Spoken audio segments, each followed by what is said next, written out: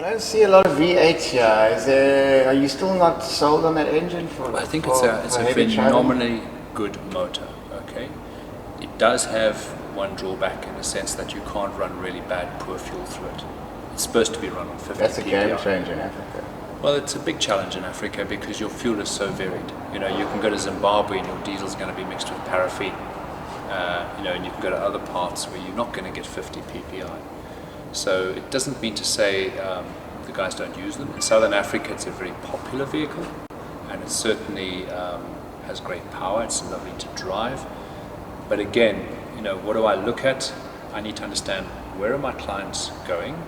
That's the question you ask yourself. How far deep into Africa are you going, and how much reliability and simplicity do you need? And where are you going to get it fixed if it has a problem? And what's your knowledge if you do have a problem? How much can you help yourself?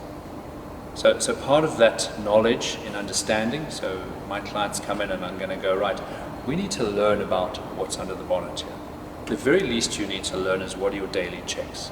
And the daily check is literally 5 minutes, but it needs to be done every day. It could save your life as well. Well, it saves things that go wrong in the car. You know, I've had situations where if you take the time to look at something underneath, okay, so we'll use an example here.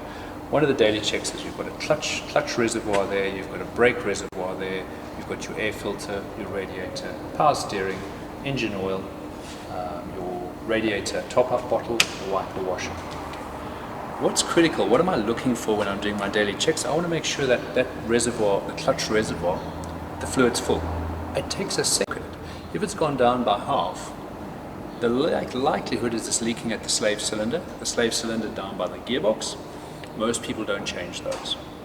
That takes more wear, and because people don't flush that fluid often, it's left. Brake fluid should be flushed every year as part of your maintenance, because it does absorb moisture and it gets tired and it gets a bit of dirt in it. So by keeping that flushed, and if you're going to do preventative maintenance, changing a clutch slave cylinder, that's the 1 week point, change it. Put a new one on, because then you know, and use a genuine part, so you know you've got good quality, and flush it every year. So then you're going to reduce the challenge of that being a problem. But if I see that that's gone down a little bit, I can then top it up, drive half a day, stop, have a look, it's still on level. Or maybe then I can drive a day. Maybe after 5 days I see it's gone down by half. Now I know every 5 days I must top it up. Yeah. I can keep driving with a leak. Once it runs out, when you run out of fluid. When you run out of fluid, you then have a problem. You've got air into the system, you've got to bleed it. You need to know how to do that, or you need some help. So that's the advantage of doing the daily check. The same with the brakes. Now brakes are more critical. So when I'm looking at the brake fluid and the reservoir there, and I'm going, that's gone down. So, you know, maybe it's only a short bit, but in a day or 2 days or whatever, I need to make sure. Now I need to go and trace all the brake lines, look at the wheels, look at the brake caliper at the wheel, and check, is there anything leaking?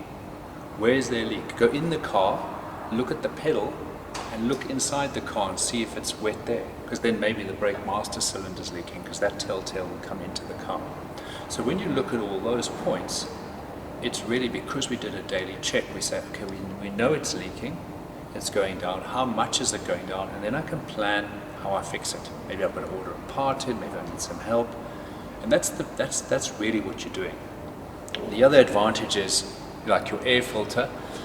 I take air filters out of vehicles where people haven't bothered to clean them out. They wait for the service. Now, if you're going to drive in dusty conditions, that raised air intake, that snorkel, is beautiful. It pushes the air in, it really accentuates the flow of air around the air filter. It makes the air filter work better with the turbo and all that, and you want good airflow inside. But if you don't clean it, what's the point of having it? It just gets choked up, and it's like taking a mask on your mouth and getting it all filthy dirty. You can't actually breathe. Well, the same with the engine, except what does it do? It draws in more fuel, and you start washing oil off the pistons and wearing your engine out, and some of the contaminants from the filter, the very, very fine particles may get into the engine. And now it's like taking sand and dust and mixing it with oil and wondering what's going to happen.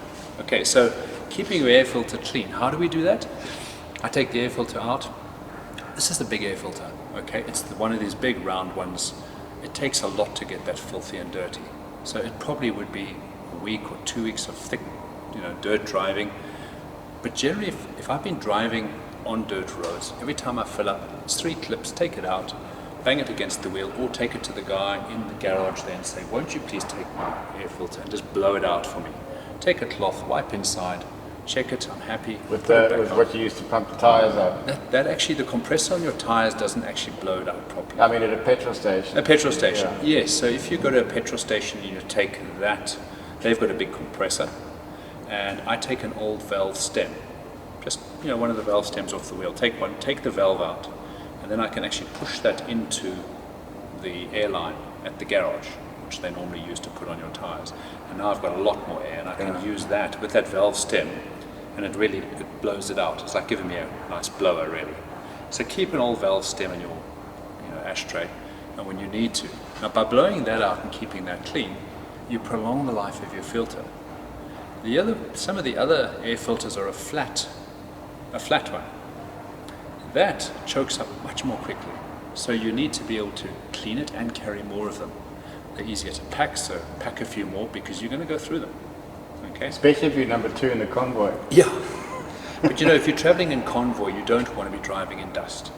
And generally, if I'm driving on a dirt road and someone's going to overtake me, okay, and that's another whole discussion. You almost want to stop. No, I actually do. I don't stop, but as he's starting to overtake me, I will actually slowly brake. I don't brake too hard because I don't know what's behind him, but slowly brake so that he actually drives past me. It's easier to overtake.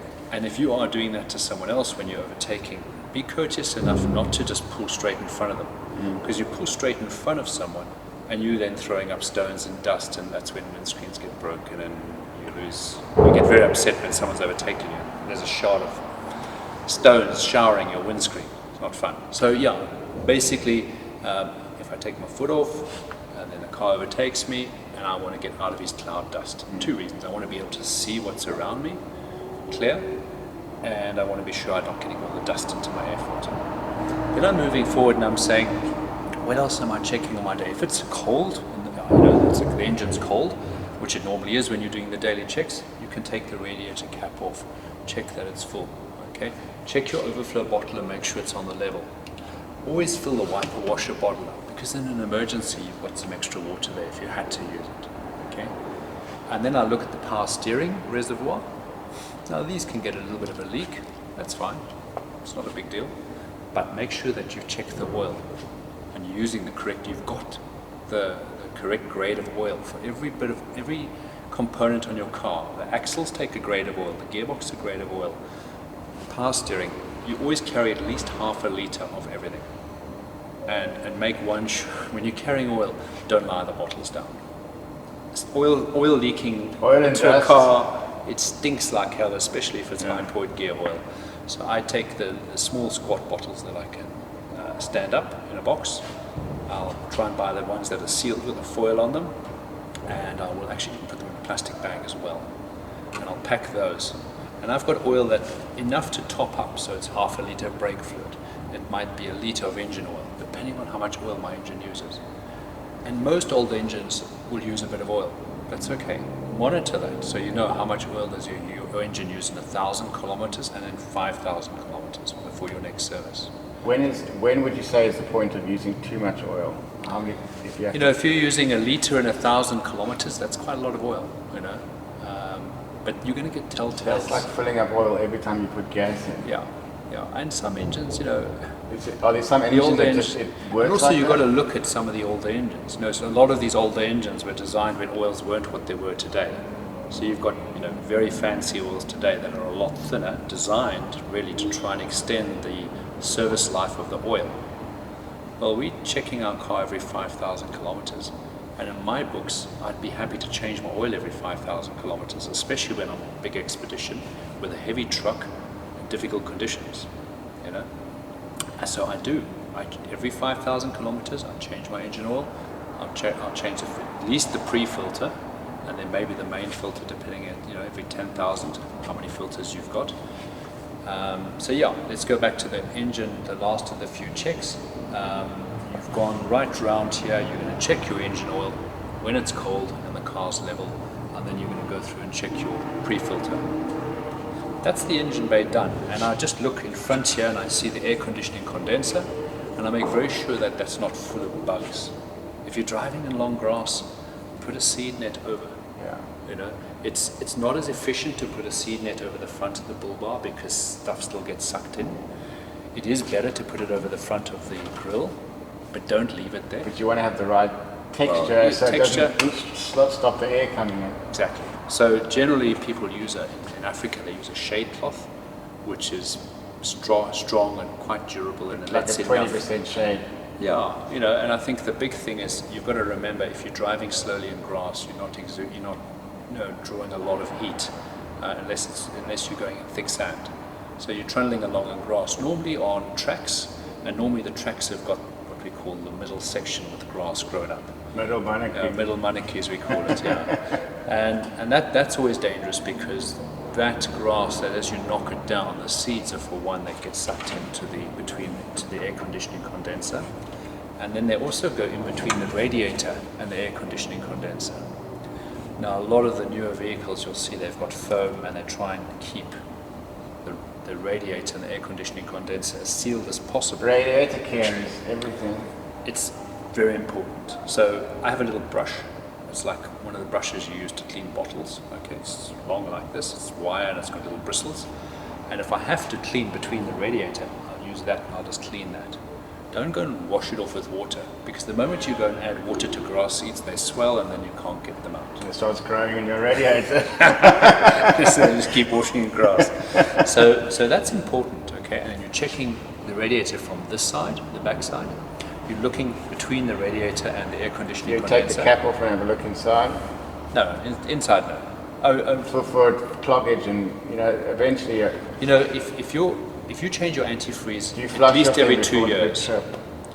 Yeah, so on the routine sort of maintenance and servicing, antifreeze every 2 years minimum.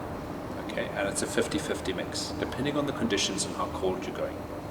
And I use a good quality antifreeze mixed with distilled water, or if you're in the bush, rainwater. If you have to, you put water in, mix it. But you always want antifreeze in the cooling system. The reason you want antifreeze in the cooling system is it's not just a coolant to keep the engine cool or stop it freezing up. It's a lubricant. It stops rust. It's got big rust inhibitors, so that you don't want particles of rust floating around your engine and eventually ending up in the seal at the water pump, and then your water pump starts leaking. If you look in your engine bay here and you start seeing white sections on here, you can see white particles. It's a telltale. And that's what we're looking for on That's your bonnet. cylinder head damage. Well, no, it could just be a leak from the water pump. Okay, invariably the water pump has got a small hole. That's what we call the telltale. Okay, and you drive your car. The water pump's got a small leak. You turn the car off. Before the car's cooled down, the water pump leak has just dried up, and you never see it on the ground. Okay, it's got to be quite bad before you see drip, drip, drip on the ground. But you do notice that you're topping up a bit of water. But what you also notice is you see the sediment on, let's say the covers here and around. You're seeing this white sediment, and that's a telltale that there's something leaking here. It could be a water pipe, it could be the radiator, it could be the water pump. So look for telltales. I keep my engine always clean. I wash it, I keep it. I'm happy to put degreasers on, wash it, protect the electrical systems like the alternator, fuse boxes, and properly wash the engine down so that it always keeps clean. Because I can see when there's a problem. So when you're looking after the cooling system, belts are adjusted, fans aren't broken because the blades in the fan, if the blade chips or it's got a piece missing out of it, it becomes unbalanced, and now you're putting a lot more strain on the bearing. And that's what you don't want. You don't want to add extra strain to your water pump. Equally, belts, you often hear you put the air conditioning on and there's a belt that squeals. Now, if it's a new belt, that's fine, because a new belt invariably will stretch a bit. If it's the alternator belts, okay, and you find they're a bit loose, they don't always scream as much, unless they're really loose, there should be a matched pair. So belts that aren't matched have different tensions. So generally when there's two belts on an alternator, you want to get a matched pair, and Toyota will always sell them as a matched pair.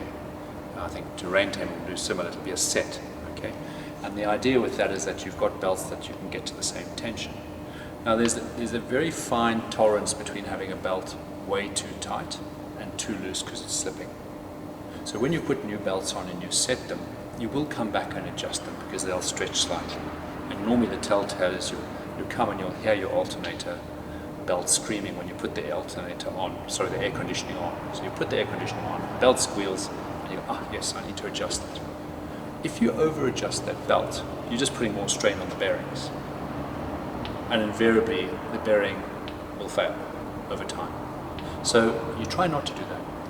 The same thing as people don't change belts. Belts get older and they get hard from heat and lack of being changed. Of course, we're in a very hot climate. The engine's hot underneath there. And now these old belts, they're not gripping anymore. And what do people do? They just make it tighter. And all you're doing is you're just putting more strain on the bearings. So again, something to be mindful of. So when we're looking at our daily checks that we've done, and we've checked the front cooling system here, think about where you've driven.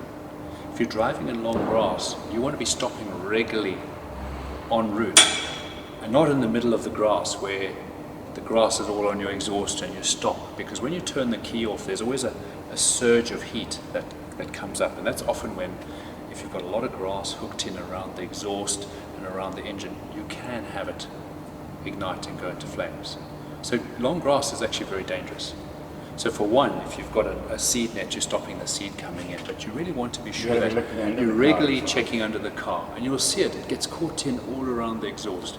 The Canning was sad to see how many cars were burnt out on the Canning stock route when we drove that. Long grass. Not Land Rovers. Oh, well, I think all mixed cars, Yeah, and of course they probably did more travelling on the Canning than in the early days. So that's just something to be really mindful of. But it reminds me what you always say, things don't start bad, go bad, they start bad. And it's same with engine maintenance and car maintenance. That whole philosophy of something doesn't go wrong, it starts wrong. If you take that and you think about what it really means, It applies to life. It applies. So how often have you been on an expedition where something started wrong that day, and it just seems that it's just compounding? Okay. Now it can be a number of things. It could be your mindset that you are now. This has gone wrong. You woke up, you fell down the ladder, you've hurt your foot, and you just got this bad mood, and now of course it just sparks and rolls, and because it's getting worse. And it takes a lot to stop and stand back and go, how can I change this? It can be a mindset. It can be, listen, just today we're just not driving anyway.